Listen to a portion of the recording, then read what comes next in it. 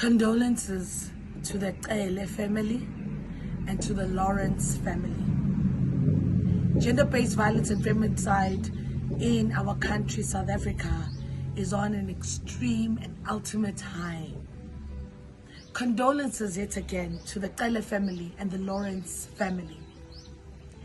We have seen on social media, we have seen on the news, we have seen on print media, the videos going around about Mr. Lawrence, who spoke of the reasons why he decided to appoint himself as God over the life of Miss Cele. Why am I saying this?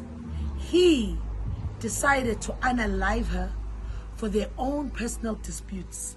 I'm not going to delve into the reasons that he put forward for unaliving her, because there is absolutely nothing under the face of the sun that should justify and condone gender-based violence and femicide. Remember, femicide speaks to the killing of women and children. Absolutely nothing must justify it. Whether he felt somehow, whatever the reason is, I'm not going to feed that monster. At the end of the day, we also need to remember that Mr. Lawrence was not sent by his family to go and unalive Miss Cele. So condolences to the Lawrence family, because we have subsequently found that Mr. Lawrence has now also unalived himself. So we are sitting with a family whose son is a perpetrator who took the life of Miss Cele, but they also have lost a son because he also unalived himself. We will not turn a blind eye to the fact that two families are grieving. Two families are in pain. I stand here to say, pleading, Uguti, makusetshenziswane, let's work together. We plead for non-violence. Both families are hurt.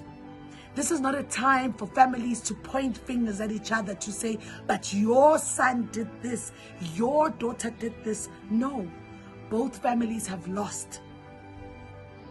Condolences to the Cele family. Condolences to the Lawrence family. To those who are hearing the sound of my voice and are watching me right now, if you are in a relationship that no longer serves you, mtakadedi, pack your bags and leave. Hamba ngeenyawo zombili. It's better you go back home alive than go back home unalive. Yes, many will argue that Cele was staying at home, he fetched her, and then he unalived her.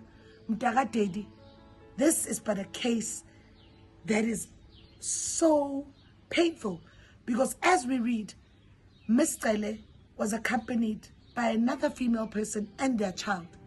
When she was about to exit the car, he didn't allow her to, but allowed the other two to leave the car.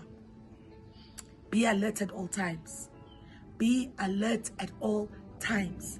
If you are a perpetrator and you are being cruel to people by the things you say, the things you do, because remember, gender-based violence and femicide doesn't start when somebody has been unalived.